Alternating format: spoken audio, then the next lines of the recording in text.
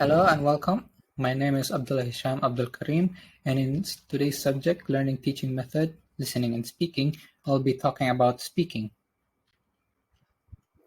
Now, to introduce, the mastery of speaking skills in English is a priority for many second language or foreign language learners. Consequently, learners often evaluate their success in language learning as well as the effectiveness of their English course on the basis of how much they feel they have improved in their spoken language proficiency.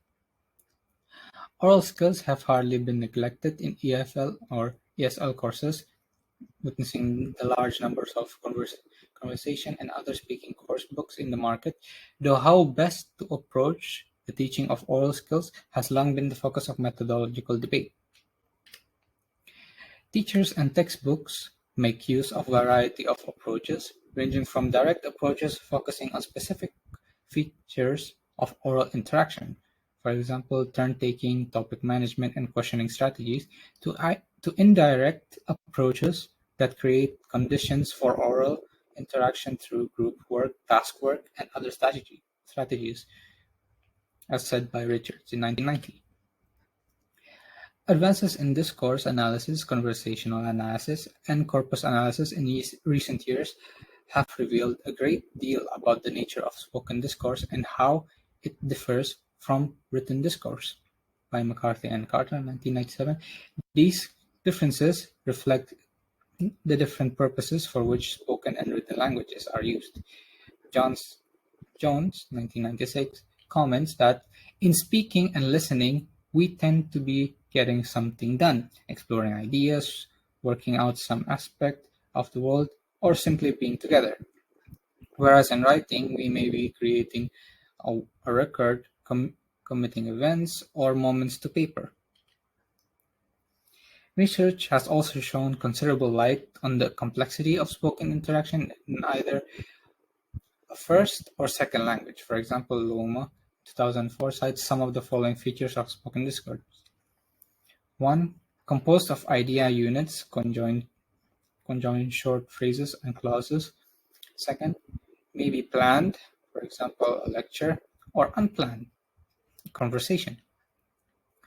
Third, employs more vague or generic words than written language. 4. Employs fixed phrases, fillers, and hesitation markers. 5. Contains shifts and errors reflecting online processing. 6. Involves reciprocity. Example, interactions are jointly constructed. 7. And lastly, shows variation, for example, between formal and casual speech, reflecting speakers' roles, speaking purposes, and context. Now, conversational routines. A marked feature of conversational discourse is the use of fixed expression, or routines that often have specific functions in conversation and give conversational discourse the quality of naturalness. Ward Howe, 1985, which was cited in Richard's work in 1990, observes that there are routines to help people establish themselves in certain positions, routines for taking off and hanging up coats, arrangement concerning where one is to sit or stand at a party or in a meeting, offers of hospitality, and so on. There are routines for beginnings and endings of conversation, for leading into topics and for moving away from one topic to another. And there are routines for breaking up conversations, for leaving a party, or for dissolving a gathering. It is difficult to imagine how life could be lived without some routines. Now, considering the following routine, where might they occur? What might their function be within the situation? This one's on me. I don't believe a word of it. Jay, I don't get the point. Jay, you look great today, and so on and so forth. Pauli and Sider, 1983, suggests that native speakers have a repertoire of thousands of routines like these that they are used in appropriate situations, create conversational discourse that sounds natural and native-like, and that they they have to be learned and used as fixed expressions. In designing speaking activities or instructional materials for second language or foreign language teaching, it is also necessary to recognize the very different functions speaking performs in daily communication and the different purposes for which our student needs speaking skills. Styles of speaking. An important dimension of conversation is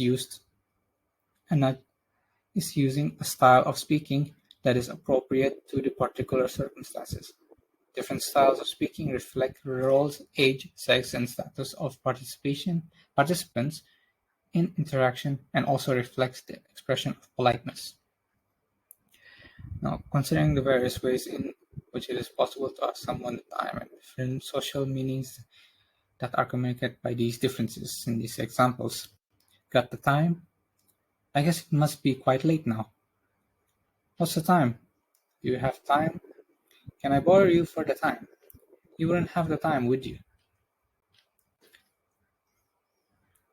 Now, and lexical, phonological, and grammatical changes may be involved in producing a suitable style of speaking, as the following alternatives illustrate. First, have you seen the boss? Or have you seen the manager? Second, what you doing? What are you doing? 3. Seen Joe lately? Or have you seen Joe lately? Grammatical.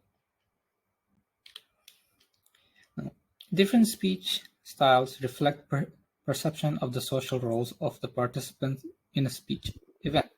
If the speaker and hearer are judged to be of more or less equal status, a casual speech style that stresses affiliation and solidarity is appropriate. If the participants are perceived as being of uneven power or status, a more formal speech style is appropriate, one that marks the dominance of one speaker over the other. Successful management of speech creates the sense of politeness that is essential for harmonious social relations, written by Brown and Levinson in 1970. Functions of speaking. Numerous attempts have been made to classify the functions of speaking in human interaction. Brown and Newell 1983 made a useful distinction between the interactional function of speaking, in which it establishes and maintains social relations, and the transactional functions, which focus on the exchange of information. In workshops with teachers and in designing my own materials, I use an expanded three-part version of Brown and Newell's framework, after Jones 1993, 1996, and Burns 1998. Talk as interaction, talk as transaction, and talk as performance. Each of these speech activities is quite distinct in terms of form and function and requires different teaching approaches. And that is all for it. Thank you very much and goodbye.